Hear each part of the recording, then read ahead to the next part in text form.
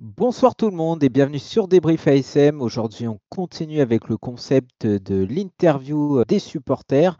Ce soir, je suis avec Manu, Laetitia et Quentin. Bonsoir à tous les trois. Salut. Bonsoir. Et nous avons l'honneur d'accueillir William, donc fidèle supporter de Monaco, et pour la petite histoire, qui est l'oncle de Axel, qui avait fait l'interview des supporters et qui était ancien membre de Débrief ASM. Bonsoir à toi et puis merci de répondre favorablement à notre interview. De rien, et bonsoir à tout le monde. Bonsoir William. Merci pour l'invitation. Avec plaisir. Avec plaisir, ouais. Alors, on va commencer tout de suite par la traditionnelle question. Depuis quand es-tu supporter de l'AS Monaco? Alors, j'avais 10 ans, donc 88. Oui, 80, c'est ça, 88, j'avais 10 ans. En fait, ma grand-mère maternelle, qui était fan de sport, qui nous gardait parce que mes parents travaillaient, et elle était vraiment fan de tous les sports, Formule 1 à la radio, à la maison, enfin, regarder le Roland Garros et tout. Et c'est elle qui, un jour, parce que moi, je jouais au Gazélec de Nice, au foot, et je rêvais d'aller un jour dans un stade. J'aurais pu être pour Nice, d'ailleurs, si mon père m'avait amené. Mais il était pas pour dans le foot. Mon père, il était pour Nice, mais il n'aimait pas trop le foot. Et du coup, c'est ma grand-mère à 10 ans qui m'a amené pour un match amical. À l'époque, pendant la fête du Prince, il y avait un match amical. Il y avait des matchs amicaux. Et c'était Monaco-Juventus de Turin, je me rappelle encore.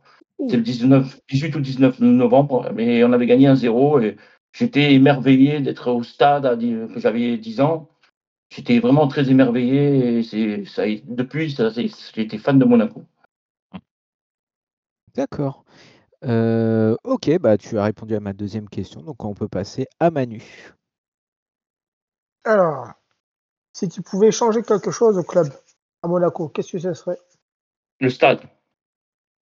Mais parce qu'il commence à être insalubre. Moi, je suis abonné en première E et on voit, il commence à vraiment être insalubre. Le problème, ce qu'il y a, c'est tous les sports qu'il y a dans le stade, toutes les associations, pardon, qu'il y a dans le stade.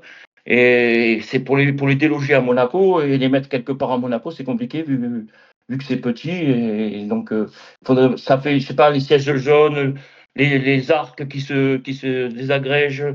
Quand on monte les escaliers, ça fait vieux. Je trouve qu'il y a beaucoup de choses à changer. Alors, ok, ils ont fait le centre de formation, c'est beau, mais le stade, ce serait une priorité pour moi. C'est vrai que le crépi, ça fait vieux. Hein. Quand j'y étais, quand on s'est vu à Belgrade, là, comme tu disais en off, le crépi du stade, il commence à faire vieux. La buvette, c'est des heures de queue.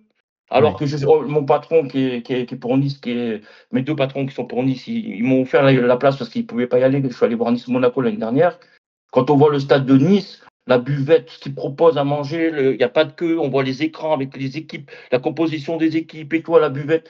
Et tout ce qui se passe devant le parvis pour les enfants, il y avait plein de jeux, il y avait plein de trucs. J'étais émerveillé de me dire pourquoi nous, on a les moyens je pense, d'avoir la même chose. Après, c'est la différence entre le fait qui vient juste d'être fait et puis le nôtre, quoi, malheureusement. Donc, oui, mais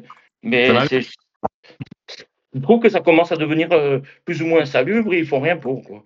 Déjà au moins les sièges jaunes, enlever ces sièges jaunes et mettre rouge et blanc, ce serait déjà pas mal. On est d'accord. On est bien d'accord. Ok, merci. Ma deuxième. Quel joueur annoncé comme pépite qui t'a le plus déçu?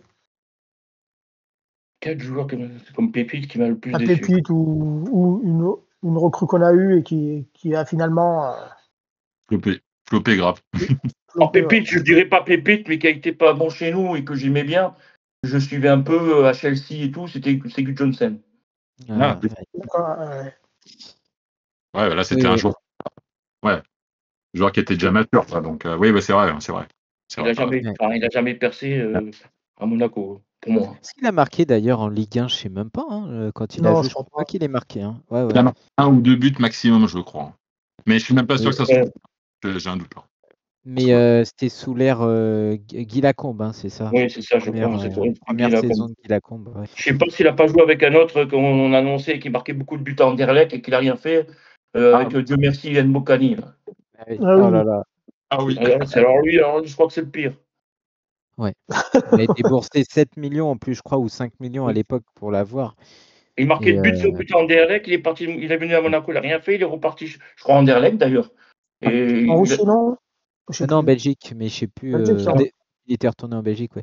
Mais le pire dans tout ça, c'est que, en plus, quand Laurent Banide revient après que Lacombe soit limogé, il veut le conserver en plus, apparemment, et c'est lui qui veut partir, quoi. Tant mieux. Je me souviens quand il avait dit vous pouvez m'appeler Dieu quand il était arrivé. Si vous voulez, vous pouvez m'appeler Dieu. Pas sur le terrain en tout cas. Ouais, non. Ok. Quelle a été ta meilleure saison? Ta saison préférée? Là, c'est compliqué quand ça fait 30 oui, ça fait 35 ans que je suis Monaco. C'est compliqué.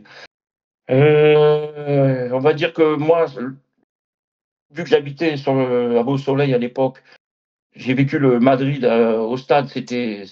Pour moi, c'est mon plus beau match. C'était le stade plein. Il restait 25 minutes quand Juli marque le 3e but. On est qualifié. On stressait, on n'en pouvait plus. On a le cœur qui allait s'arrêter. On voit ce Raoul qui marque ce but. Il est hors jeu. On se dit quelle chance on a. Moi, je crois que j'ai jamais vécu des sensations pareilles au Louis II. Et à 2017 aussi, 2017, c'est magnifique. Au stade, on était assis, on est là. On savait déjà que. Je me rappelle de Montpellier où il y avait 2-2, je crois, à la 78e ou 90e. C'est le coup franc de. Je ne sais plus comment il s'appelle, le Montpellierin, qui était bon. Et derrière, on gagne, je crois, 4 ou 5 ou 6 en 15 minutes. Oui. On gagne 6. C'est là où Mbappé la flambe, en fait. Ouais, voilà. Ouais, c'était Boudbouz. Ouais, Boudbouz, voilà, ça Riyad Boudbouz, oui, qui nous a mis le coup franc, là. C'était magique. On savait qu'à 2-2, même à un quart d'heure de la fin, on savait qu'on avait gagné déjà. C'était magnifique. Je ne sais pas, parce que de 2004-2017, et puis il y a eu d'autres saisons. Moi, j'ai vécu la saison de Gallardo, enfin la saison de 2000 avec Puel, qui avec la Mouchi. C'était une belle saison aussi. Mais je vais quand même dire, je pense, pour moi, 2017 quand même. En termes de jeu. Ouais, en termes de jeu, de but, c'était Bernardo Silva, enfin. C'était le match de Coupe de France contre Metz où on en Messi. Enfin, on était au stade, on était serein, on était tranquille, on ne stressait pas. C'est bien quand c'est comme ça. Après, il n'y a pas d'adversité, donc bon, c'est moins, comment dire, jouissif, dans le sens où des fois, si c'est Marseille, si c'est Paris, on est là, c'est serré, qu'on va marquer le but à la dernière seconde. Mais je préférais je pense la saison 2017. Ouais. Il y avait eu Paris où en gros au Parc des Princes où c'est Silva qui marque à la dernière seconde aussi. C'est ça qui nous donne entre guillemets qui nous permet d'avoir le titre. Oui. Il y avait Nice aussi à l'époque qui nous embêtait un petit peu également. Ouais, il y avait 3 équipes avec un parcours de champion. Ouais. Oui. Une équipe qui joue au ballon, hein. C'est tout. Moi, je suis fier de dire que c'est mon premier titre que j'ai vécu et il sera jusqu'à la toute ma vie. Le deuxième. C'est peut-être lui. Oui. Non, c'est pas le dernier. Peut-être malheureusement, j'espère. Et il y a aussi, parce qu'il y a le Grand Paris derrière aussi. Voilà, ça fait un tout, quoi. Exactement. On les tape d'ailleurs au match aller début août. Là, en gros, on leur met 3-1 très tôt et c'est là que apparemment les joueurs ont commencé à prendre conscience. C'était Vadim Vassiliev, je crois, qui disait un discours. Quand il disait voilà, on doit y croire et tout. Et puis, Et double bonus. C'était magnifique comme saison. Magnifique. Et 2004, c'était énorme aussi. On n'a rien gagné. C'est ça. Je comprends pas encore comment on n'a rien gagné en 2004 avec la saison qu'on a fait. Mais bon, c'est le football. On avait une profondeur de bord qui n'était pas assez étoffée. Oui, je pense aussi, sûrement. Ils crevaient, les mecs. Oui, ils étaient morts. Ils étaient cuits. Ouais, ils étaient cramés. Exactement. Ok, merci. Quelle est la pire maintenant? La pire saison? La pire, pour moi, personnellement, la pire, c'est la descente. Hein. Je me revois encore l'avant-dernier match à la maison contre Lens, où Mukanjo il avait marqué, je crois, à la 13 ou 14e minute. On a tenu le score jusqu'à la 93. J'étais sur le côté, en plus, je me rappelle encore. Ce corner, ce Varane qui met cette tête, je suis resté encore un quart d'heure dans les tribunes à la fin, je à pleurer presque. Parce que avec cette victoire, on ne descendait pas. Hein. On avait 2 points de plus, on était égalité avec Caen, avec Brest, avec Nice. On avait un goal average de -5. Eux, ils avaient, attends, je l'ai marqué, mais Nice, ils avaient -15, Brest -7, Caen -5. On aurait eu donc du coup -3. Et on serait 15e et on ne serait pas descendu. Alors peut-être que ça a été un mal pour un bien, je ne sais pas. Je pense aussi. Mais de toute façon, 42 points, hein. C'était pas grand-chose, 42 points à l'époque. Hein. C'était 44. 44. Avant, c'était 44. Le pire, c'est qu'on descend avec 44 points, c'est ça. Après, c'est Avant, on était sauvés avec ce score. Ouais. 44, jamais dans les saisons précédentes, il y a un club qui est descendu avec 44 points. Il faut que ce soit l'AS Monaco. Quoi. Ouais, c'est vrai, je m'en souviens bien. Et donc là, j'étais abasourdi, j'étais pas bien. Ça fait. Bon, après, on sait ce qui s'est passé, mais sur le moment, c'était horrible. Horrible. Et t'étais au dernier match de Monaco-Lyon, la dernière journée. Celui-là, j'étais remonté dans l'Aude. On avait perdu 2-0, je crois. Ouais, c'est ça. J'étais remonté dans l'Aude et je l'ai vu à la télé, bien sûr, mais moi, je savais, mais moi qui joue au foot depuis petit, bon là, ça fait un moment que j'ai arrêté. J'ai entraîné les petits dans l'Aude, les 9 ans, les 11 ans, dans le même club où Axel a été formé d'ailleurs. Et quand on connaît un peu le foot, on sait que quand on voit ce but de Varane à la 93e, on sait très bien déjà la suite. On l'a compris, quoi. Et c'est ce qui est arrivé. Ok. Moi, j'ai ma dernière question, la nouvelle. Vas-y. Alors, avec le club actuel, qui tu prêtes, qui tu vends, qui tu gardes et qui tu achèterais? Ouais. Alors, À qui tu prêtes? Qui je prête? Ouais. Bon, déjà, je prête Liénard, le gardien. Déjà, Benoît, il va être prêté, je pense. D'accord. Je prête avec le club actuel. Qui je prête? Parce qu'il y en a beaucoup. Qui tu vends? Liénard, c'est bon. Qui je vends, moi, je pense que je vends Vanderson. D'accord. Vanderson est très bon offensivement, mais défensivement, c'est une catastrophe, je trouve. Après, il apporte vraiment offensivement, il est technique, c'est le Brésilien. Mais défensivement, il faut quelqu'un de plus rugueux, de plus. Moi, je pense qu'il va mettre Singo à droite. Hein, je ne sais pas, mais je pense qu'il va mettre. Mais après, c'est ça le problème. Singo, il est moins offensif. Voilà, c'est ça, ouais. Que Vanderson. Il monte beaucoup moins, ouais. Il monte beaucoup moins que Vanderson. Je suis pas d'accord. Contre Paris, Singo, il était bien offensif et bien technique. Hein. Oui, mais c'est pas le. Oui. Défensif. Le coup du chapeau, c'était de la défense, pas l'offensif. Mais bon. Et après, pour l'instant. Qui je prête? Non, j'ai pas entendu parler. Non, garder à tout prix. Qui je garde à tout prix, je garde Biret déjà, ça c'est sûr. Biret, on est obligé, c'est une machine à marquer. On va la congé jusqu'en 2030, donc lui, techniquement, c'est sûr. Hein. Et qui je garde moi, le Brunner, je garde Brunner. Ah, ouais, d'accord. Et qui tu achèterais? Attends, je me permets, excuse-moi Manu. Brunner, du coup, tu penses pas que. Ce ne sera pas les premiers choix, mais il peut être remplaçant. Il peut être un très bon remplaçant. De rotation alors. Oui, de rotation, oui. Parce qu'il est ouais, costaud et tout, je trouve que les matchs de préparation ne sont pas si mal. Il manque devant le but, un peu devant le but, mais je pense qu'en rotation, il peut être le moment où on sera un peu fatigué. Voilà, avec Biret sur le côté, avec lui, je pense que ça peut le faire évoluer. D'accord. Ok. Et qui tu achèterais là? Et qui j'achèterais? Dans quel poste tu achèterais? Poste tu achèterais? Bon, déjà, on en a beaucoup sur les ailes et en attaque. Même, on en a trop, même, je pense, en attaque même. Parce que je pense qu'il y en a beaucoup, peut-être Mbolo, tout ça. Même Balogun, le prix qu'on l'a acheté, il ne vaut pas le prix qu'on l'a acheté pour moi.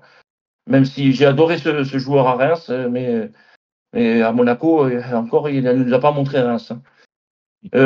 Qui j'achèterais? J'achèterais en arrière-gauche, on a Ouattara, mais je trouve encore un peu léger, Ouattara. Je pense que j'achèterais un arrière-gauche si Caio Henrique resterait. D'accord. Parce que Ouattara, je le trouve encore assez léger. Il n'a pas de niveau encore Ligue des Champions, peut-être les équipes moyennes de championnat, mais sur les gros matchs, je pense qu'il n'a pas encore le niveau. Et peut-être que c'est là qu'il faudrait renforcer un joueur plus expérimenté. Parce que Caio, il est quand même assez expérimenté, mais un joueur de 25-26 ans, par là, dans ces eaux-là, sur le côté gauche, au cas où Caio, comme ça s'est passé auparavant, s'est blessé pendant les ligaments et tout. faudrait une valeur marchande de Caio Henrique, je pense. Ouais, je suis d'accord. Après, j'ai entendu dire que, parce qu'il y a encore Salissou qui est là, que peut-être il décalerait Mawissa arrière gauche, alors que c'est pas du tout Ah non, il n'est pas mauvais. Cette année, il a été arrière quelques gauche. fois. Mais je pense que des fois, quand on le voit au stade, des fois, j'ai l'impression qu'il manque de motricité, ce joueur. Des fois, il se perd dans ses pieds. Je vois des trucs, des fois, je me dis, mais il est meilleur en défense centrale comme il a été là contre l'Ajax et que arrière gauche. Donc, pour moi, c'est pas encore un arrière gauche. Il faudrait vraiment un vrai arrière gauche de métier. D'accord. Ok. Bon, ben, c'est tout pour moi. Pas de gardien? Si, oui, un gardien, oui, bah oui, ça c'est le premier. Je pense qu'il va signer le gardien de Leverkusen. J'ai vu là, il risque de signer. Mais je pense qu'il fallait un mec d'expérience dans chaque ligne, un gardien, un défenseur central, pardon. Un défenseur central, on a pris Dier. Et pour Pogba, on n'y compte pas pour l'instant, mais il y a Zakaria qui est quand même qui a de l'expérience. Et devant, je pense qu'on a Biret, il est jeune, mais je pense qu'il a aussi un peu d'expérience. Mbolo qui a de l'expérience, mais bon, je ne sais pas s'ils y comptent dessus ou pas cette année. Donc il fallait vraiment un dans chaque ligne. Donc s'ils prennent le gardien de 36 ans, je pense qu'il ne doit pas être mauvais. Pour la Ligue des Champions, c'est ce qu'il faut, parce que moi, Kon et Majeki, je ne les vois pas aller en Ligue des Champions. Ok, d'accord. Très bien. Ok. Ben, c'est tout bon pour moi. Ok, bah merci Manu. On passe donc à Laetitia maintenant. Ah bah moi, ça va être les questions sur tes préférences. Donc déjà, quel est ton maillot préféré? Oh, le maillot, il y en a eu tellement depuis, depuis 35 ans, mais on va dire que j'ai bien aimé la saison de Nike un peu. Les rouges et Ah blancs ouais? de Nike. Moi, j'ai bien aimé Nike, moi. Mais après, il y en a tellement, il y en aurait tellement. Il y a certains même de l'extérieur que j'ai trouvé beau. Le noir et or là, de Kappa qu'ils avaient fait il y a 2-3 ans, je crois, que j'aimais bien aussi. Il y a eu le noir et blanc là, avec Itoro qui était pas mal aussi. Ben, ça, c'est les maillots extérieurs, bien sûr. Mais après, la collection Kappa de 2000 aussi, elle était pas mal. Hein. J'aimais bien aussi là, quand on est champion. Il y avait écrit. Non, je crois que je sais pas, c'est encore avant. Je crois où il y avait écrit Lipton. Là. Je crois que c'est 97. Ouais, 97, j'allais dire les Liptonic. Ouais. Liptonic. Liptonic, ouais. Celui-là, il était pas mal aussi. J'aimais bien aussi. Ouais, il était joli. Hein. Donc Ok. maintenant, un peu plus dur, hein, tes 5 joueurs préférés. 5 joueurs préférés. Ça peut être dans leur style ou choix du cœur.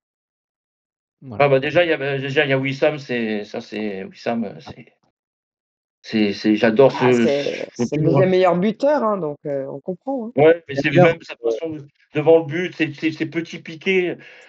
Je suis sûr que contre l'Ajax, là, si tu donnes le ballon à Wissam à la place de Balogun, Wissam il le met.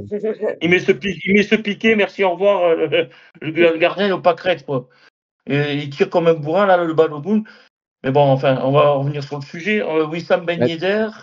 D'ailleurs, il a trouvé en théorie un club en Ouais, ce que j'ai vu aussi. D2 Ouais. turc. J'ai Va vu qu'il trouver un cherchait un club. club là. Ouais. Apparemment, ça se en division 2 de Turquie, en théorie. D'accord. Après, le joueur que j'ai aimé qui est resté qu'un an et que c'est Morientes parce que il volait dans les airs quand il mettait ses têtes là, c'est impressionnant. En apesanteur. Ah oui, il était impressionnant. Des fois, il sautait, le défenseur sautait après et puis ratterrissait avant le défenseur. C'était impressionnant. Alors, Olivier Tom. Voilà, tout à fait. Ouais. Là, Olivier Tom à Morientes. En plus, lui, il est arrivé de Madrid, il arrive à Monaco quand Deschamps le présente au centre d'entraînement. C'était je me rappelle. Parce que nous, on avait le droit à l'époque d'aller voir les matchs d'entraînement. Ils avaient des Algeco. Il pleuvait. Le jour où Morientes est arrivé, il pleuvait, ça fuyait dans les Algeco, le vestiaire. Oh, purée. Alors, il est arrivé de Madrid, il a dû se dire, mais où je suis? Puis il finit meilleur buteur de la Ligue des Champions. Enfin, je veux dire, Morientes, déjà, je mettrais deuxième. Après, qui c'est que j'ai bien? Il y en a un que j'ai toujours kiffé, qui est formé à Monaco. Alors, certes, il n'a pas eu un énorme niveau, mais c'est Muratori. Ah ouais. Ah oui. Muratori, c'était un arrière de gauche. Il prenait le mec, jamais le mec il centrait. Il le collait, il n'arrivait pas à centrer. D'ailleurs, petite Et question, il joue toujours ou pas? non, J'avoue, je crois qu'il est à la retraite, Muratori. il avait Il fini est... à Nancy, je crois, ou je sais plus quoi. Non, il a joué à Nancy avec Ouais. un autre joueur formé à Monaco, là, comme il s'appelle, qui a Bakar. joué à Angers aussi. Mangani. Mangani, voilà, tout à fait. Ouais. Mangani, Il était ouais. parti à Nancy. Mangani aussi.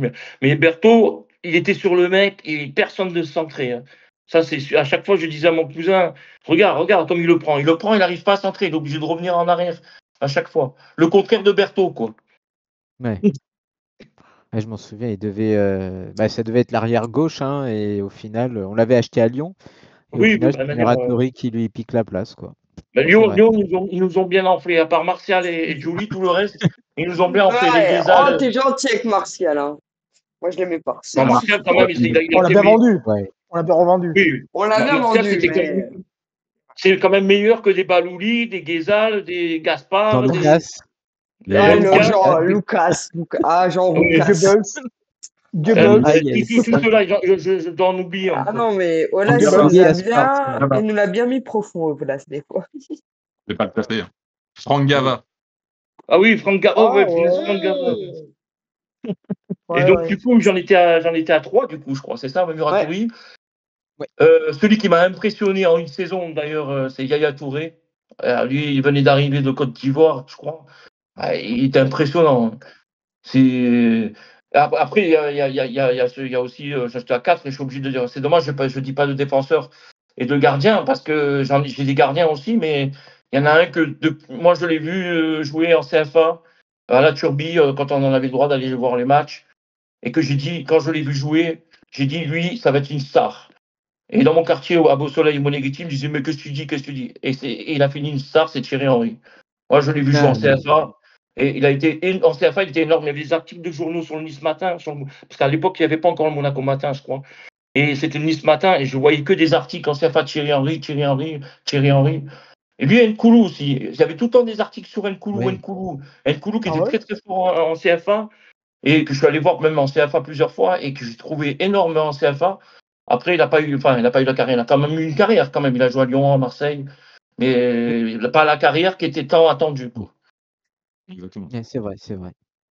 On Donc, s'était fait arnaquer par Marseille, on avait vendu Nkoulou, ils nous avaient prêté, ils nous avaient échangé avec Sena Mango, qui devait être leur pilier de la CFA, et le mec, il n'a jamais joué, en fait, on a eu une pilule, mais terrible, là. Et Laetitia, si je peux en rajouter un, celui que j'aime trop, que j'appelais le guerrier, que j'ai vu même lui aussi évoluer, sans le former à Monaco, Gaël Givet. Ah, t'as le droit. Vu que c'est lui, t'as le droit. Gaël Givet, moi je l'ai vu, il est très gentil tout le temps. Même là, je l'ai vu il n'y a pas longtemps au stade pour les trucs des Formule 1 contre l'équipe du Prince. Il est agréable, il est gentil, il est sociable. C'est vraiment un homme comme ça. Il s'arrête pour les photos, les autographes. Vraiment, il entraînait. Je sais qu'il entraînait les U17 de Monaco à Cap d'Aille, puisque mon cousin m'avait dit. Il le connaît très bien. Donc, mais je mettrais JV aussi, parce que JV, je l'ai toujours aimé. Je me rappelle encore ce match à 3 où Jean Petit entraînait, parce que Ricardo, je crois que c'est Ricardo qui avait été licencié. Ce match à 3, on gagne 2-1, on joue à 9. J'y vais comme un attaquant, il met un but de fou à l'entrée de la surface. Je me rappelle encore. Je crois que c'est Deschamps qui était. Non, c'était Jean Petit. Et Jean Petit, prenait la succession de Didier Deschamps avant l'arrivée de Louis Delisle. Parce qu'il a tellement pris la succession de tout le monde, Jean Petit. Il a perdu aucun match. C'est vrai. Il avait fait 4 matchs, si je me souviens bien. Non, plus que ça. Il a fait en tout. Cette saison-là. Oui, d'accord. Je crois qu'il a fait 9 ou 11 matchs, il a été invaincu en tout. Ouais. Je crois qu'il a fait 3 victoires, 1 nul cette année-là, je me rappelle, je crois.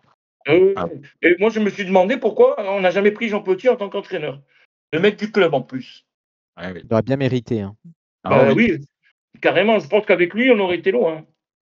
Après, est-ce que c'est lui peut-être qui voulait rester peut-être adjoint? On ne sait pas, mais ça aurait été. Il était peut-être très bon entraîneur, mais il adorait Ricardo. Il disait que c'était un très bon entraîneur, mais moi, j'ai jamais aimé Ricardo. Ah non, pareil.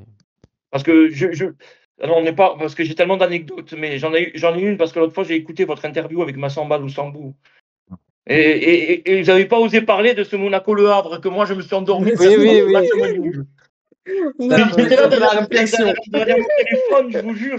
Ils vont en parler. Non, ils n'en ont pas parlé de ce Monaco-Le Havre. Je me rappelle, j'étais en première, je m'endormais tellement c'était nul techniquement, il n'y avait pas 3 passes des deux côtés. Et quand je vois ce Massamba Lusambo marqué, j'ai dit non, mais tout sauf lui, quoi. Mais tout sauf lui, j'étais fou. J'avais la haine, alors que j'adorais ce joueur, mais j'avais la haine sur lui sur le moment. Ah mais ça fait un remake de Il y en a pris en Allo retour, Lou là face à Ah oui, face à Angers là oui. cette année. Non mais c'est la spécialité de Monaco, un qu'on prête ou un de nos anciens, Romain Fèvre aussi. il nous marque. Bah il y a l'autre année où on avait dit Bakayoko quand il était à Lorient qui nous avait fait du mal. Oui, il à la nous marque dernière minute, tous. il marque de la Oui, tête. non, mais il nous marque tous. Donc Mais Fèvre avec Brest, pendant Oui, Fèvre avec quelques Brest. matchs En plus, on a formé en plus. Ouais. non, le seul gentil, formé. c'est celui qui a loupé le penalty au Havre. Comment il s'appelait? Oui. Grand Cyr. Oui, Grand Cyr, voilà. Grand Cyr, Il a fait ce grand seigneur, Grand Cyr. Il nous a En plus, pas c'est la dernière seconde, je crois. C'est la 90e. Ouais. Non. Ouais, c'était la D'ailleurs, je dernière comprends pas parce que je comprends pas que c'est le Havre fasse tirer Grand Cyr, mais bon, déjà. Ça, c'est notre débat. Et tant mieux, tant mieux. Pas de Radji ou Jolie? Oui, mais en fait, ça va être différent avec mon équipe type. Ah bah justement.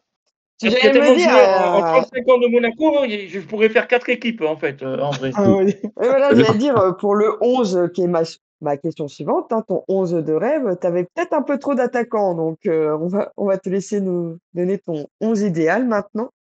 Bon, mon 11 idéal, c'est dur, parce qu'en fait, en gardien, tout le monde mettait Roma, mais pour moi, Roma était très bon gardien sur sa ligne, mais il sortait jamais. Merci. Donc, voilà. Moi, je me rappelle d'un match, quand je regardais avec mon cousin, Italie-Irlande, un centre des Irlandais où il peut l'attraper 100 fois, il ne l'apprend pas, l'Irlandais, il est seul, il tire, il marque.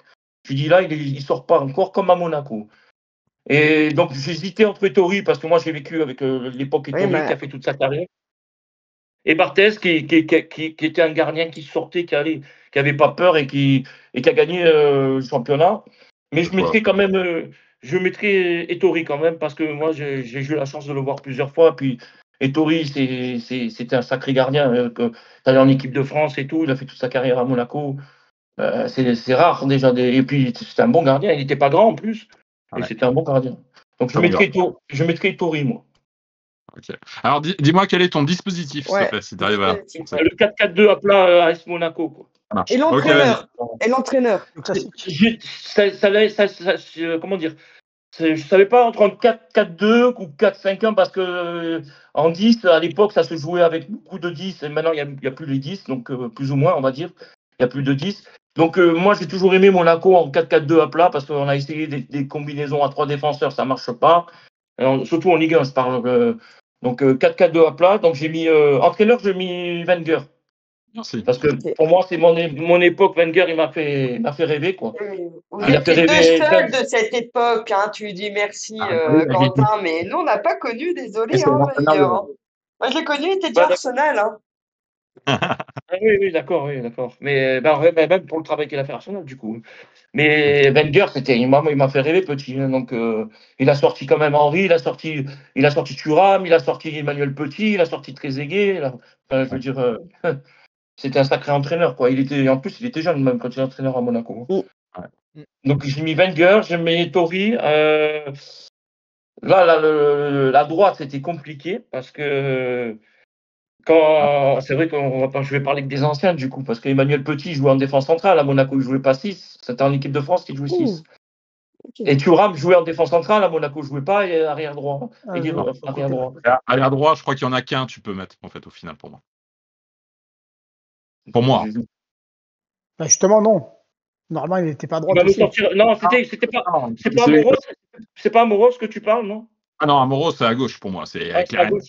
Je ne me rappelle plus trop, mais j'ai des vagues souvenirs d'Amoros. Dib, il n'était pas. Marcel Dib, il n'était pas arrière droit, je crois. Non, il était milieu. Arrière droit. T'avais Sagnol à droite. C'est ce que je voulais dire, Sagnol, mais je n'étais pas sûr. Mon fils, il s'appelle Willy en plus, Willy Sagnol. Non, je voulais dire Sagnol, mais je n'étais pas sûr à cause des générations. Non, Willy Sagnol, c'est vrai. Oui, je me rappelle, lui, c'était C'était beau, le Willy Sagnol. C'était bien. Ah bah Il oui. y a trop de joueurs. En défense centrale, du coup, je mettrais Radji, parce que lui, pour le club, il aurait tout fait. D'ailleurs, il s'est tatoué et tout. Puis en Ouais, 2017, quand il montait avec les Ultras, avec Girard, j'ai pas mis Nabil Girard non plus sur le côté, mais Nabil Girard, il était super gentil. Comme il vous l'a dit Axel, on est allé à l'aérodrome de Nîmes. Et on a parlé avec lui, on a parlé avec tous les joueurs, on a fait des photos avec Ranieri, ils attendaient l'avion, ils étaient dans le hall, on a pu discuter avec eux quand il nous a dit qu'il y avait Falcao l'année prochaine. J'ai dit, mais il se touche, lui, on n'a pas les moyens d'avoir Falcao. Et du coup, bon, bah, ça s'est fait et tout. Donc je mettrais Radji parce que Radji, c'est un combattant, c'est un guerrier. Je mettrais JV à côté de lui parce que c'était deux guerriers. Et je pense qu'avec les deux là, ça passe pas. Ah, Bon, il y a rien qui passe. peut-être qu'il y aurait des cartons, mais ça passe pas. Oui, il y a des pénaltys peut-être aussi. À gauche, même si j'aime pas toute l'évolution qu'il a fait après la fin de sa carrière, mais je mettrais Patrice Evra. Parce que Evra à Monaco, c'était. J'aurais pu mettre Mendy aussi, parce que Benjamin Mendy, bon, ils sont restés qu'un an. Le problème, c'est ça. Mais je mets Evra sur le côté gauche. Et là, le plus dur a été pour moi le milieu de terrain, parce qu'on va retourner à l'époque. Et à l'époque, Puel, on est obligé de le mettre dans le 11. C'est obligé. Puel, c'était un marathonien, il était énorme, mais il a fait toute sa carrière. Il a fait le centre de formation à Monaco 77-79, je crois, si je me rappelle bien.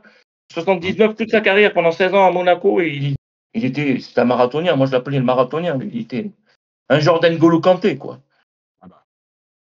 Donc, je mets Puel. Et à côté de lui, je mets quelqu'un un peu plus offensif parce que j'aurais pu mettre. D'ailleurs, ça va être sur l'anecdote, la question sur l'anecdote. Mais j'aurais pu mettre Pérez, j'aurais pu mettre Bernardi, mais je mets Yaya Touré parce que c'est la complémentarité avec Puel. Je pense que Yaya Touré qui va plus de l'avant, un genre de 8. Donc, Yaya Touré, moi, la première année, moi, je sais qui ce joueur. Bon, on l'a eu qu'un an, quoi. Du coup, après, je passe sur la droite. Là aussi, c'était compliqué. C'était entre Bernardo Silva et Juli. Donc, c'est très compliqué parce que Juli, moi, je l'adore. J'adore l'homme. J'ai eu parlé plusieurs fois avec lui aussi. J'adore l'homme, j'adore ce qu'il a fait. Il est revenu en Ligue 2. Après, bon, même s'il n'a pas fait grand-chose, mais je me rappelle, on était à Istres, en déplacement à Istres, on est allé en famille. On avait fait aimer ce but-là, gagné 1-0 d'ailleurs, je crois, au stade Parchemin de Istres. C'est lui qui met ce but. Et Bernardo Silva, je mettrais quand même Bernardo Silva. Oh. Même si c'est compliqué entre les deux, quoi. Et du coup, à gauche, mon idole, Thierry Henry. Obligé, même si à Monaco, il est resté, je crois, un an ou deux. Un an, je crois.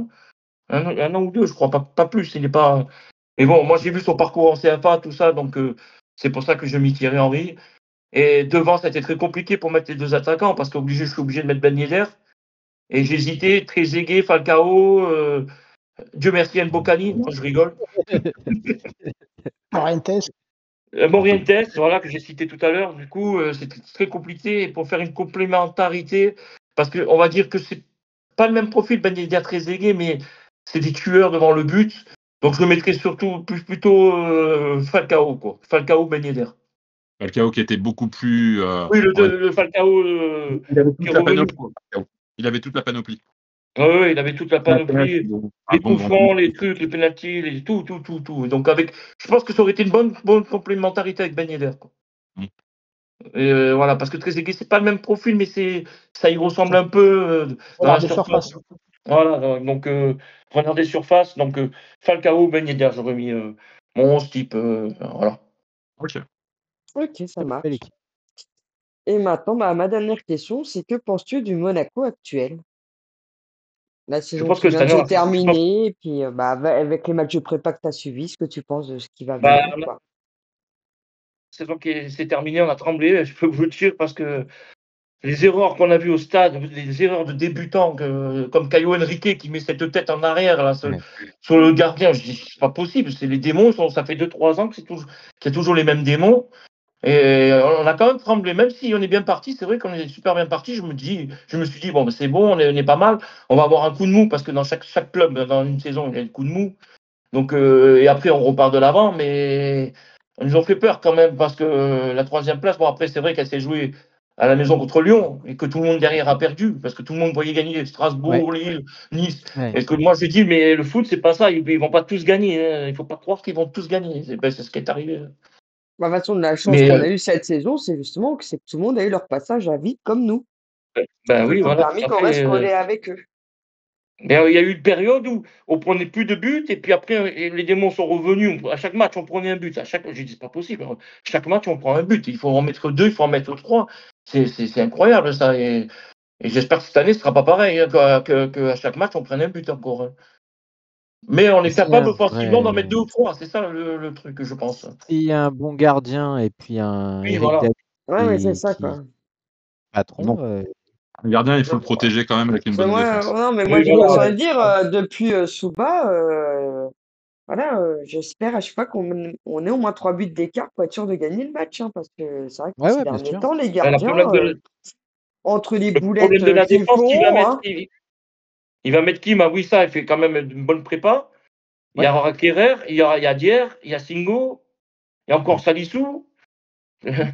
Bon, Salissou, je pense qu'il ne fait pas partie du lot, mais non, il fait pas partie. Je pense, comme tu as dit, Singo, Kerrer, Dier. Moi, je vois, comme tu dis, que si Vanderson y part, c'est Singo qui va aller à droite, et ça va être d'ailleurs Mawissa, peut-être, parce que moi, même comme j'ai Kerrer, dit, il est fragile. Il est fragile. Ouais. Les derniers matchs, vous voyez Singo ou comme Wavissa qui lui râlait dessus parce qu'il ne descendait pas assez. Kerrer, il est devenu fébrile. Mawissa, très, très prometteur et puissant et rapide. Oui, ça je suis d'accord avec toi. Mais je me dis que Kerrer, qui est vice-capitaine, il ne va pas l'enlever. C'est vrai. Il a fait une belle saison. Ouais. Par contre, vous oubliez Jordan était... Non, mais Thésée, il est à droite. Il est à droite, Thésée. Et d'ailleurs, c'est moi, il était bon. Je l'ai préféré en 6 qu'à droite. Hein. Mais bon. Ouais, c'est vrai. Oui, on parlait du profil à droite, il y a Jordan. C'est pour ça. Et il a fait une bonne prépa. Moi, je le préfère en 6, mais bon. Parce que Thésée, c'est pareil. Ce qu'il loupe contre l'Ajax d'Amsterdam, j'ai cru que j'allais casser la télé. Il a fait quand même une petite passe décisive. Il a fait une passe décisive. Ouais, c'est vrai. Et donc, du coup, oui, on a tremblé, on va dire, de janvier jusqu'à presque la fin de la saison. On a plus ou moins la fin de la saison, parce qu'à Lyon, on savait déjà, quand on a gagné 2-0, que voilà, on était tous sur notre téléphone à regarder. Ils croyaient pas, personne n'y croyait quand je disais les résultats. Et donc, du coup, on était content, mais je pense qu'on aurait pu finir 2e cette année. On n'aurait pas fait les cagades qu'on a fait, on aurait fini 2e devant Marseille. Ah non, mais moi, cette année, de toute façon, c'est les boulettes des gardiens, hein, que ce soit que nos Majeki, les deux. Hein. Ah oui, il en a plus, mais voilà. Quoi.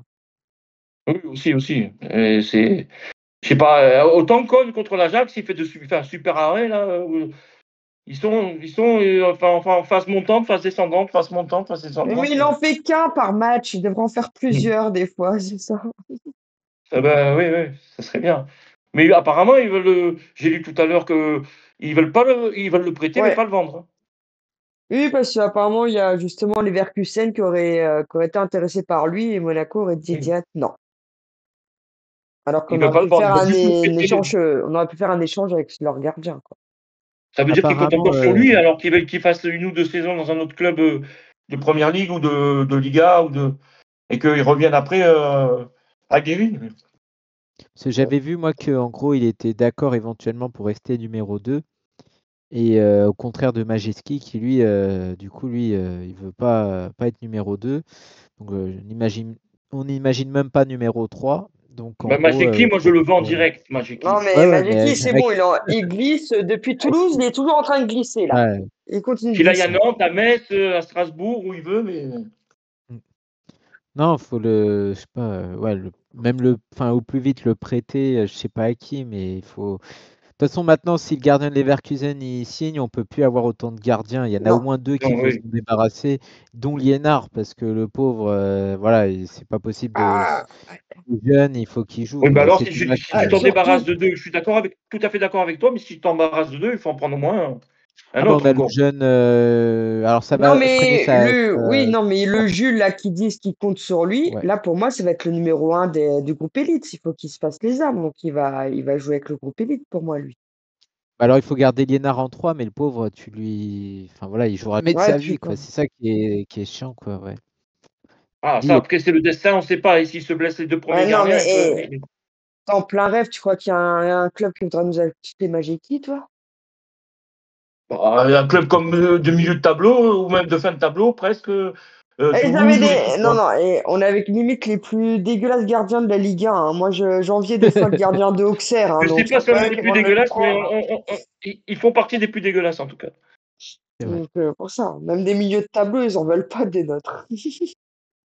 Et qu'est-ce que tu penses des arrivées des 2 joueurs qui n'ont pas encore joué, à savoir Pogba et Fati? Fati, Hutter vient de parler, il a dit qu'il en a pour 2 mois, déjà, Ansu Fati. Il a parlé tout à l'heure, il a dit qu'il y en avait pour 2 mois. Parce qu'ils le préparent, ils sont en train de faire une grosse préparation physique, comme à la Pogba. Et Pogba, moi, je savais très bien que c'était au moins 3 mois. Mais quand on est dans le monde du foot, qu'on connaît le foot un peu, et qu'on a vu pas mal de matchs de foot, on sait très bien que c'est pas... Dans les 3 mois, il va revenir, il va commencer à être titulaire, il manquera de rythme, ça c'est obligatoire. C'est comme tout joueur qui n'a pas joué depuis 2 ans. Et il va se remettre dessus. Je pense que d'ici janvier, on va le voir bien, moi, je pense.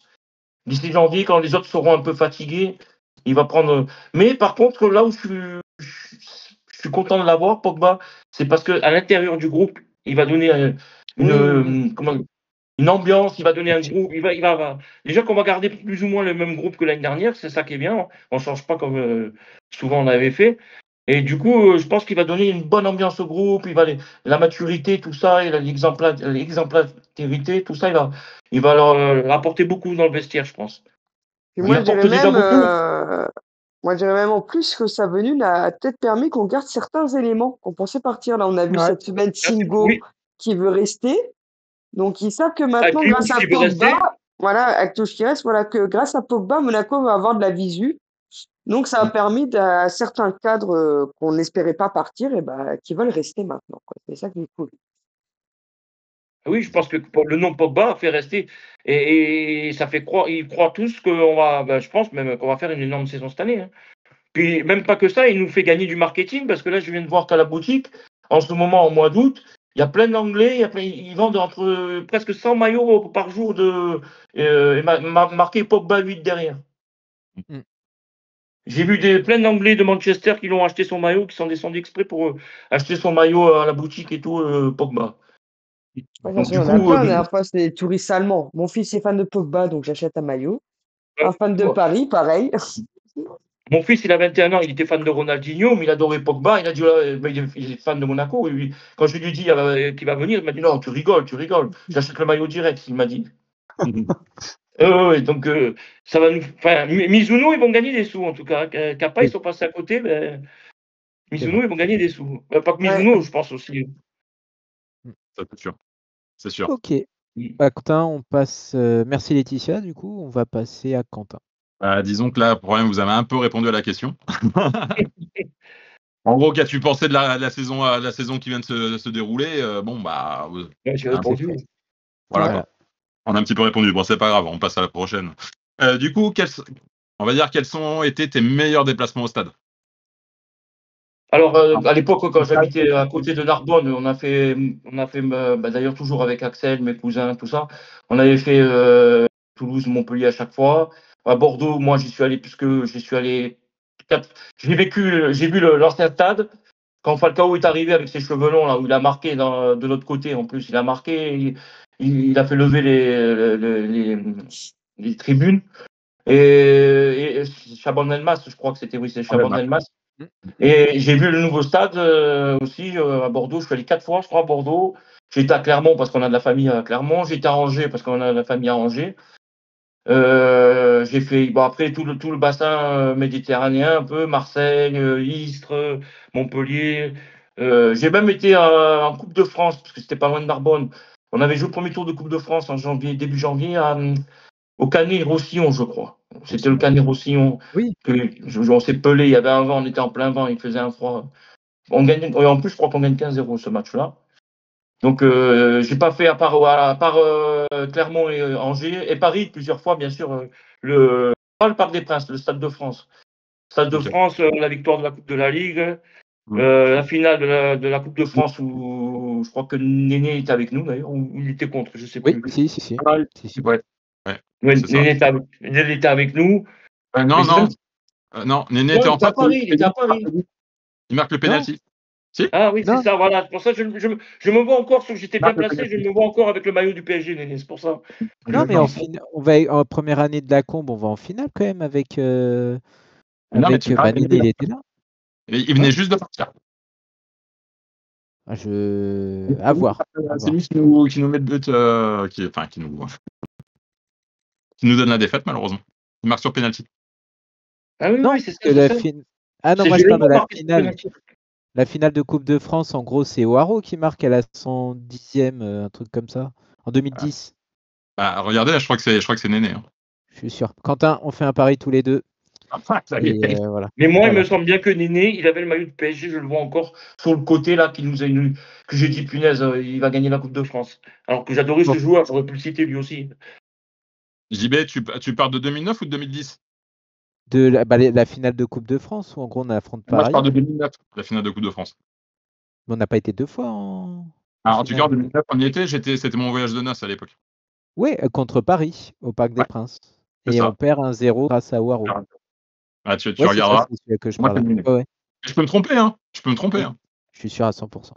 Regarde, je regarde. Je regarderai moi aussi, mais moi, j'ai des visions de Néné avec le maillot du PSG ce jour-là au Stade de France, quand j'y étais en finale. J'ai pas vu le match. Moi, j'étais, voilà, à part ça, sinon je l'ai jamais fait, mais j'espère peut-être qu'avec mon cousin, on aille à Strasbourg cette année parce il a sa nièce qui habite là-bas, et donc du coup, c'est ma cousine. Et du coup, on va essayer de faire les vacances là-bas et en même temps d'aller voir Strasbourg. Je sais pas quand c'est, j'ai pas regardé. Mais si on peut le faire, j'aimerais bien voir le Strasbourg aussi. À Strasbourg-Monaco, c'est en mai, c'est la dernière journée, vu que je vais au stade, je le sais. Voilà, ça serait nickel en plus. Les 5 semaines, on revient. Voilà. C'est la dernière journée, donc c'est mi-mai. Et moi, je sais que je serai au stade, donc voilà. D'accord. Voilà, j'espère. Ça tombe bien, il faudra que j'organise ça avec mon cousin. À Strasbourg, c'est ça. Hein. Oui, à Strasbourg. Oui, c'est ça. Oui. Et après, j'ai fait Lyon aussi. Lyon, on est champion. Là, cette année, on est parti en bus avec, je crois que c'était le CSM ou les Ultras, je sais plus, on est parti en bus de Monaco, c'était long. Et c'est l'année où on est champion en 2000, il me semble. Qu'il y avait Sonny Anderson à Lyon, là, qui a eu un truc avec Gallardo et tout ça. On a perdu, je crois, là-bas, en plus, à Lyon. Ouais, exactement. Il y avait un problème avec Gallardo. On avait fait le retour, je peux vous dire, dans le bus, c'est long. Quand on a plus la défaite. Ouais. Oh là là. Oui, j'étais à Lyon. Mais l'ancien stade, pas le Gerland, pas le nouveau. Et je confirme que Néné était bien à Monaco en 2009. Voilà, ok, toi, je t'ai dit, je n'étais pas sûr non plus, mais. Je vais chercher le gage et puis tu devras le faire. Tout nu dans l'escalier. Et Julie était titulaire côté parisien, du coup. Okay. Ouais. Ça marche. Alors du coup, nous fais pas la même anecdote qu'Axel. Non, celle-là, non. J'en ai tellement des anecdotes. Moi, en 35 ans, j'en ai tellement des anecdotes. On va dire une ou deux à la rigueur, vas-y, fais-toi plaisir. Je vais en faire même 3. Si je peux, 3. Si ça vous dit. Ouais, vas-y. Alors, attendez, parce que je les ai notés, parce qu'il y en avait. J'en ai une où on est allé voir l'entraînement. Je me rappelle, j'ai un ami qui s'appelle Albert, qui habite à Cap-d'Aille, qui travaille à la mairie de Cap-d'Aille quand on y est depuis des années. Et lui, il connaissait tous les joueurs, il allait les voir au stade et tout. Et j'étais avec mon fils, il avait 13 mois, et il y avait Deschamps, je me rappelle, c'était en 2005, il y avait Deschamps encore. Et c'est lui qui a fait marcher mon fils tout seul, sans les mains, et qui a fait marcher mon fils au stade d'entraînement de Monaco. J'étais heureux, je voyais mon fils marcher. Puis Deschamps, quand il est rentré, il lui a fait coucou comme ça. C'était magnifique. J'en ai une autre, c'est quand mon fils il a été hospitalisé à 4 ans, je crois, c'était 4 ans, d'une infection urinaire. Il est resté 15 jours au CSPG de Monaco. Et en fait, ils l'ont gardé parce qu'en fait, il fallait qu'il mange sans sel et l'école, il ne pouvait pas le faire que pour lui. Et un jour, j'arrive, parce que je n'étais déjà plus avec sa mère, et on changeait tous les soirs. Je dormais un soir et c'est sa mère qui dormait un soir. Et un jour, j'arrive un après-midi pour faire le changement. Je vois mon fils qui joue dans la salle de jeu avec une fille. Et il s'amuse. Moi, je vais dire à sa mère que c'est bon, elle peut partir. Et puis, je vais dans la salle de jeu, il me dit, oh, papa et tout. Et je me retourne, qui c'était le père de la fille? Lucas Bernardi. Excellent. C'est excellent. J'ai resté, j'ai fait « Oh Lucas », j'ai serré la main. Et puis on a discuté, mais j'ai pas voulu le saouler avec l'AS Monaco, le foot. On discutait un peu en anglais, un peu en français. On a fait un peu de charabia. Je suis bien resté 10 minutes, un quart d'heure avec lui avant qu'il parte avec sa fille. Mais après, j'ai pas voulu trop le saouler avec le football et tout. J'ai voulu être neutre et discuter comme ça avec lui. La troisième, j'ai failli me battre avec Chevanton en boîte de nuit. En boîte de nuit à Monaco, oui. En fait, on arrive, on était tout un groupe invité pour un anniversaire. C'était la boîte dans l'avenue d'Espélie qui s'appelait le Tiffany. C'était une petite boîte, c'est pas parce qu'à Monaco il n'y a jamais eu vraiment de grande boîte, à part en bas vers le Larboto.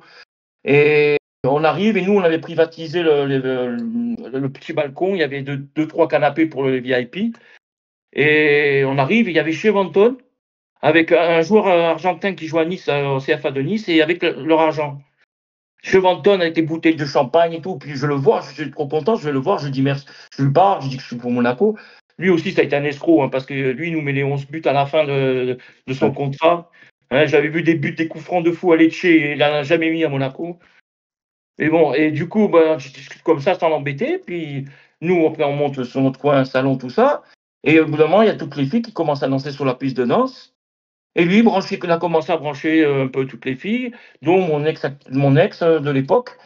Et bon, sur le moment, je n'ai rien dit. Au bout d'un moment, mon ex me dit « je vais aux toilettes ». Et lui, qu'est-ce qu'il fait? 10 secondes après, il part aux toilettes. Moi, je l'ai suivi direct, parce que j'avais compris le truc. Et je l'ai suivi, et il allait rentrer dans les toilettes des filles. Et mon ex, elle était de dos, donc du coup, elle n'avait pas vu. Et moi, je lui ai dit « oh non, non ». Et on s'est presque mis tête à tête. Et du coup, comme il savait qu'il n'avait pas le droit, déjà, il n'avait même pas le droit, je pense, d'être là avec les bouteilles, parce que ça n'a pas arrêté toute la soirée, les bouteilles de champagne. Et après, il m'a regardé, on s'est regardé, et il est parti parce qu'il savait que s'il y avait embrouille, il y avait des flics, c'est fini pour lui. Surtout qu'il avait déjà eu, je peux pas, parce que moi je sais beaucoup de choses, parce que je connais du monde sur Monaco, tout ça, même qu'ils sont au club. Il s'est passé une chose déjà.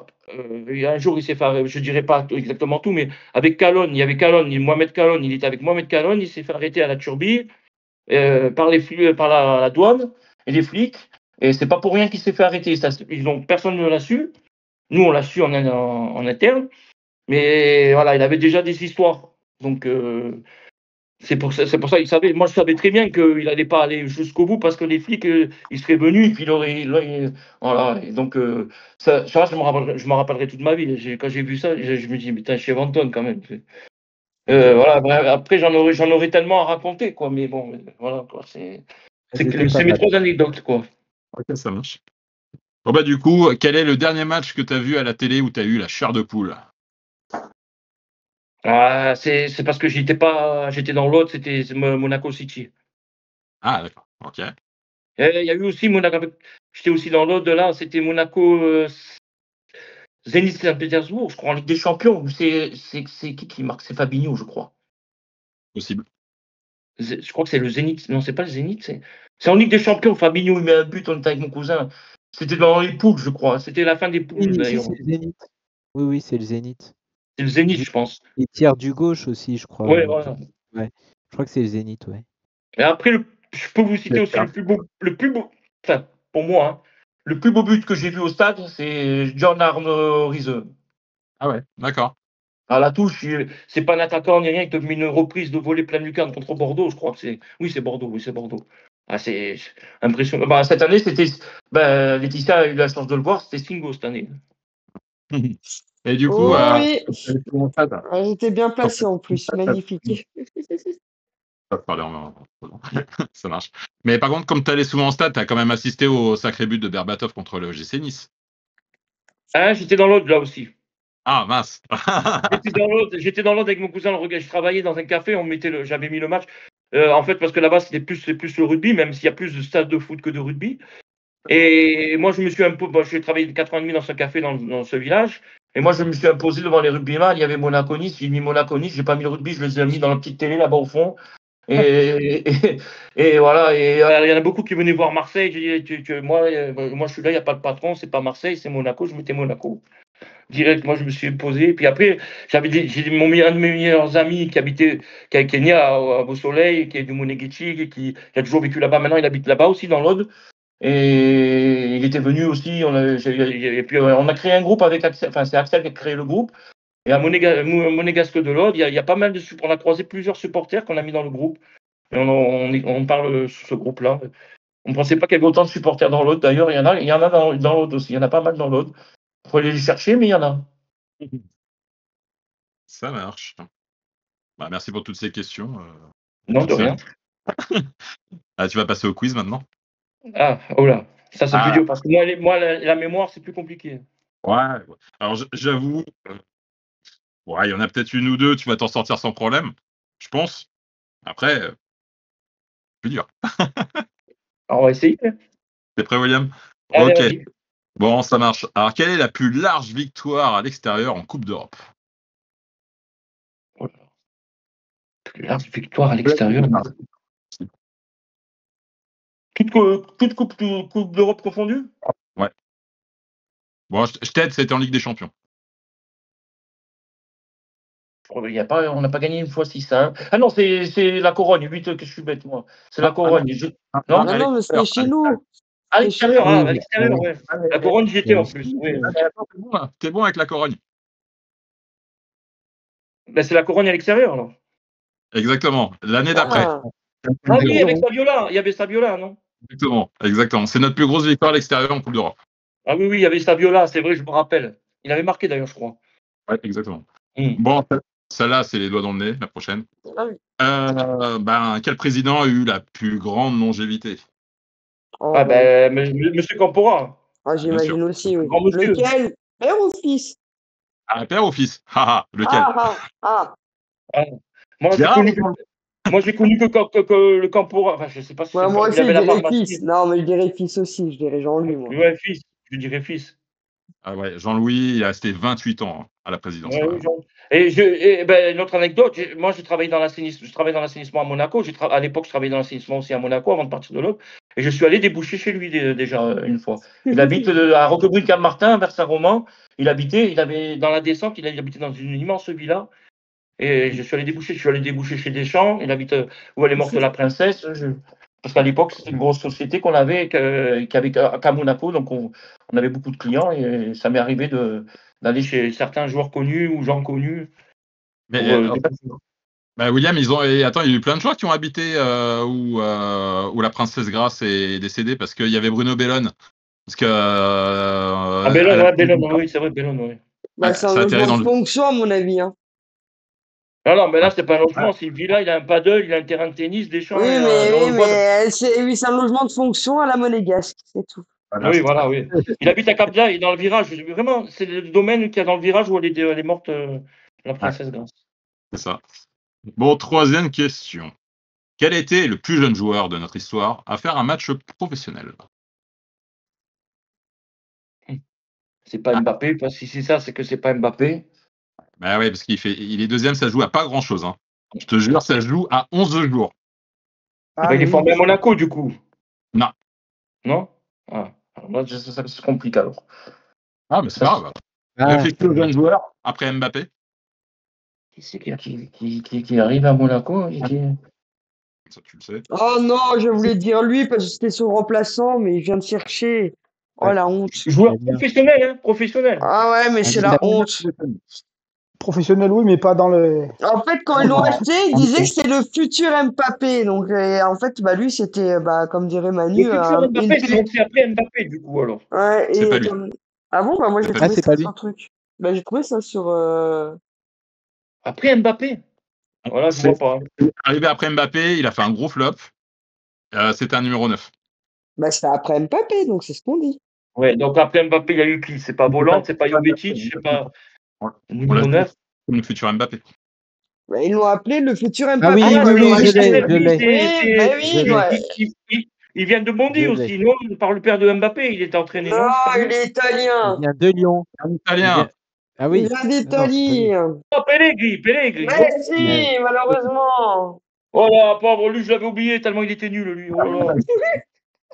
Il avait 16 ans et 336 jours. Ah oui, c'est vrai, Pietro.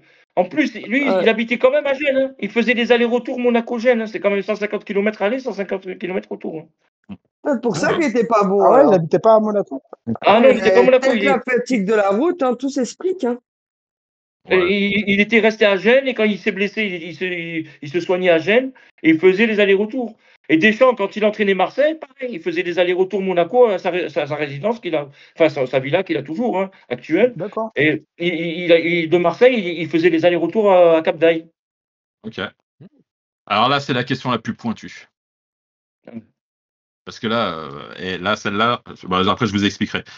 Quel a été le titre de champion de France qu'on a gagné, mais où ça s'est joué à pas grand-chose? Quel a été le champion serré?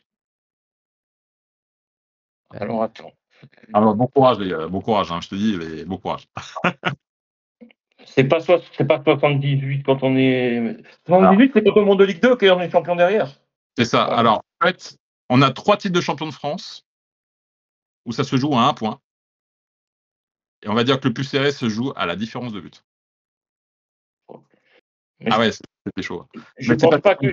C'est pas 78. Je pense pas que c'est 78. Non, c'est pas 78. Ouais. Je pense pas que c'est. Je me rappelle plus. En 97-2000, je les ai vécus même 2017. Bon, c'est pas 2017 déjà, c'est sûr. C'est pas cela. Donc 97-2000, je me rappelle. Non, 2000, on avait survolé un peu quand même, je crois. 97, on a fini suffisamment avec suffisamment de points d'avance aussi. Et 2000 aussi, je pense, non? Ouais, exactement. Mais c'était avant. Donc il reste 61, 63, 82. Et 88. Et 88. Eh ben, ça doit être 88, alors peut-être, parce que je me rappelle plus. Non. Le piège. J'avais 10 ans, donc je me rappelle plus, mais. Ah bah, moi, je l'ai pas vécu ce titre-là. Hein, aussi, donc ça doit être 60, alors 60, 63. Alors en fait, je vais donner la réponse. C'était en 82. Le titre de 82. En fait, on a eu le titre de 61, le titre de 78 et le titre de 82, ça s'est joué à 1 point. On va dire que le titre de 61 et de 78, on avait juste, imaginez, on avait une différence de but inférieure au deuxième. C'est-à-dire on était à -1 par rapport à, on va dire. Mais qu'en 82, on était à -2 par rapport à Saint-Etienne. Ah oui, d'accord. Alors là, ça s'est pas joué à grand-chose, mais j'avoue, elle était tordue. Oh, là, t'as le cœur, il palpite. Là. Et du coup, la 5e question, celle-là aussi, il faut travailler un peu la mémoire, mais tu l'as vécu. Tout ce que je peux dire, c'est que tu l'as vécu. Quel est le dernier joueur à avoir inscrit un quadruplé en Ligue 1 à Monaco? C'est Ben Yedder, non? Non. Le dernier joueur à quadruplé. Quadruplé.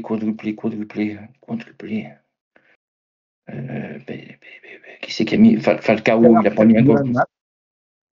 Falcao, il n'a pas mis un quadruplé, ça c'est sûr. Qui c'est qui a eu? Peut-être Trezeguet? Non. Simonet? Non.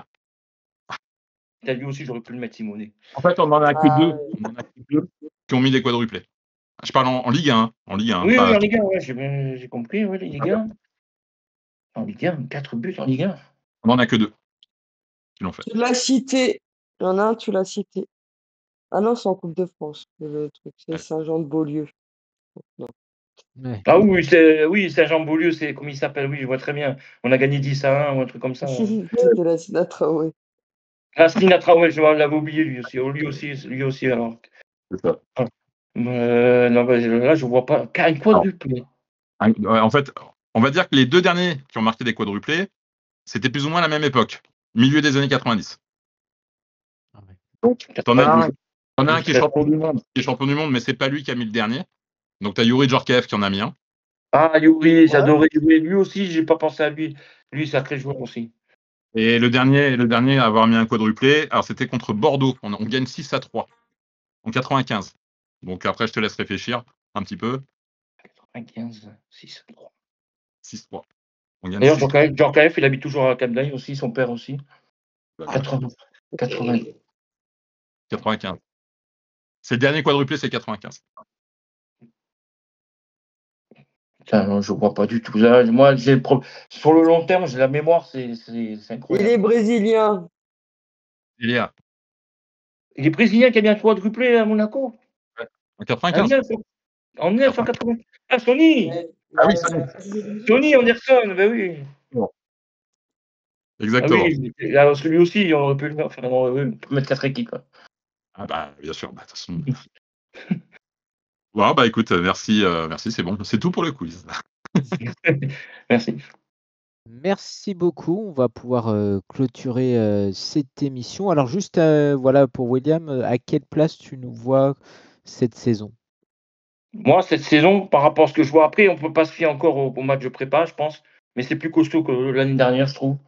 Moi, je pense qu'on finira deuxième et on risque d'aller peut-être titiller le PSG qui risque d'être en retard parce que avec la Coupe du Monde des clubs, les vacances, ils n'ont même pas commencé la prépa que le championnat il va commencer.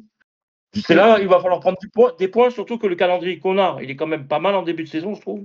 À part Lille, mais bon, Lille, ils seront pas prêts peut-être comme nous. Ils ont perdu pas mal de joueurs, Lille, ce que j'ai vu. Bah, Là, ils j'espère ont gaffe perdu. à Giroud et à ses têtes s'il rentre. Oui, après, ils ont perdu qui? Ils ont perdu Gomez, ils ont perdu qui? J'ai vu. Apparemment, Ouais, Zegrova, il c'est risque d'aller à parti. Marseille. Grova, Donc, David. moi, David, s'ils Mm. perdent Zegrova, parce que lui, j'adore ce joueur.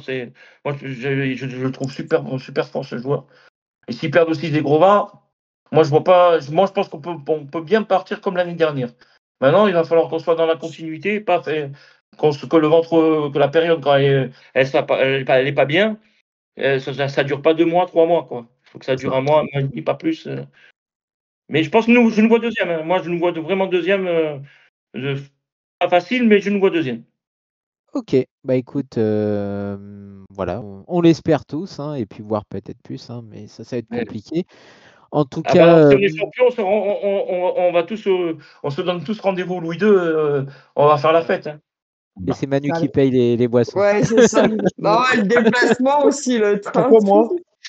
Et le Non, maillot, Pourquoi moi? voilà. Alors, pour les boissons, Bon, je peux m'en occuper, c'est pas un problème, ça. bon, bah, Manu, Ah il bah, paye bah les maillots ça. à chacun, Ouais. avec flocage. il a En des tout bons cas, merci sites. beaucoup. Ouais.